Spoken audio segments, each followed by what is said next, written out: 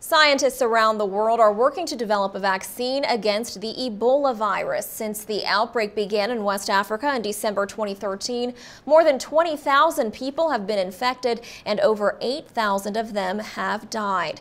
But research teams are working on new vaccines with urgency and speed.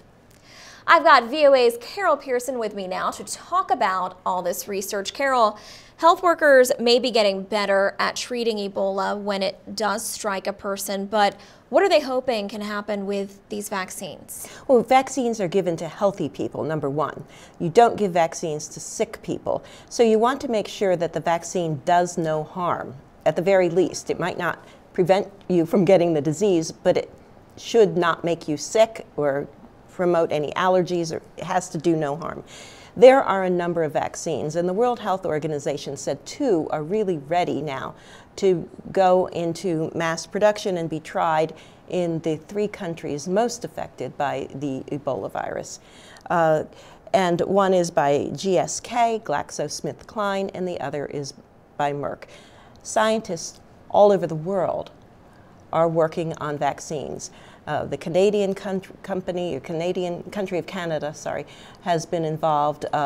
There are the U.S. National Institutes of Health are involved. There, Johnson & Johnson, Merck, GlaxoSmithKline, all the major vaccine, all the major companies, all the major manufacturers are involved. Now it's interesting because it seems like we've been hearing a lot less about Ebola lately. How bad of a threat is it still?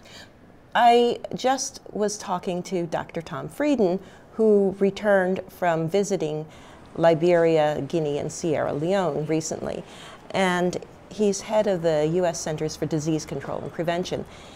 There have been great strides in containing the disease. However, until you get to 0, it can come flaring back. And one of the big fears is that it's in the forest regions of these countries. So where transportation is not good, where you can't even fly in things by helicopter effectively. So you want to make sure in the forest regions that there are 0 outbreaks before you can say this epidemic is over. So once these vaccines are able to be rolled out, who gets them first? Healthcare workers, because they're the most at risk. They expose themselves or they see patients with Ebola every single day.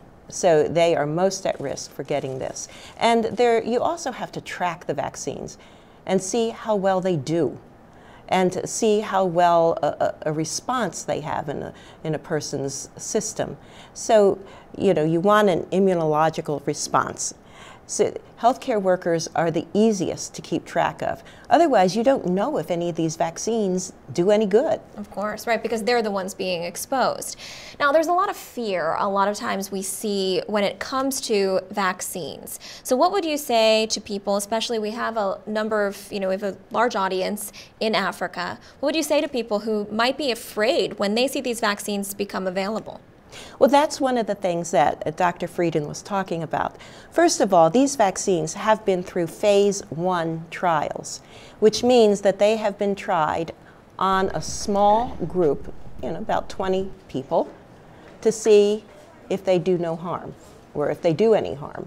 And this small group of people, they're all volunteers. There were people at the National Institutes of Health here in Washington who volunteered.